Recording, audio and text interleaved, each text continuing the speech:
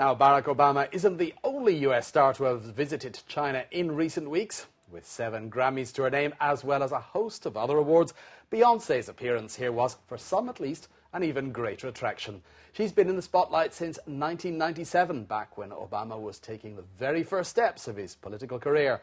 Her fame has spread around the world, but for a host of different reasons, it's not often that pop fans here in China get the chance to see stars such as Beyonce up close and personal. But that may be changing, as BON's Quincy Xiao explains.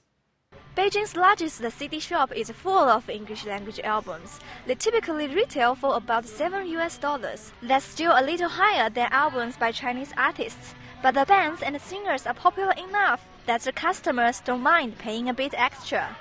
The English albums in our shop sell very well. They account for about 35% of our shop's total sales. Chinese people, especially the younger age group, increasingly want to listen to different kinds of music and see live shows. With the development of the internet, those young people can now listen to English language songs for the very first time. But at FAB, the number of live concert DVDs by international artists is limited.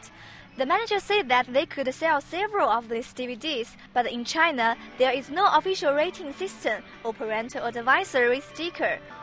Many live concert DVDs are deemed to be too raunchy for Chinese audiences, and so are banned outright. But there is one way of seeing the artist live, and that's by going to a show.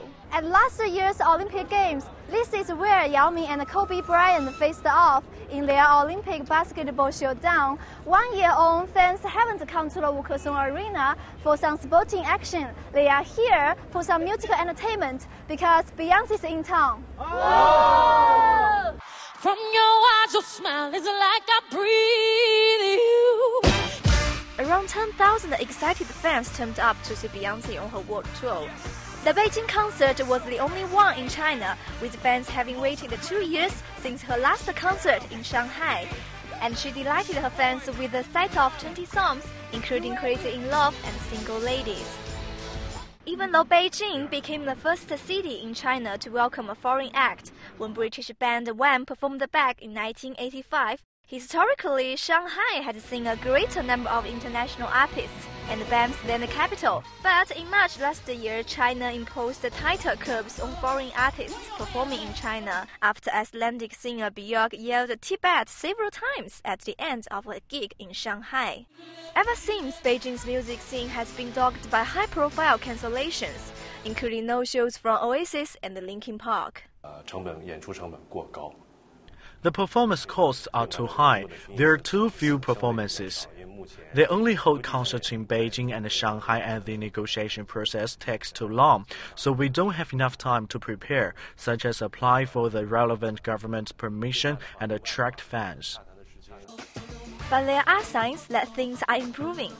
Some reports in the Chinese media say Beijing may now be more open to international artists since Beyonce's concert, and suggest the singers who want to perform in China learn from her successful experience here.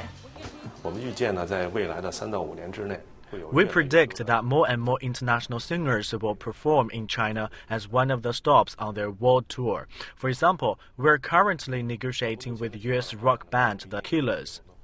And if those negotiations are successful, there could be some very happy music fans in the Chinese capital. Quincy Xiao, BON.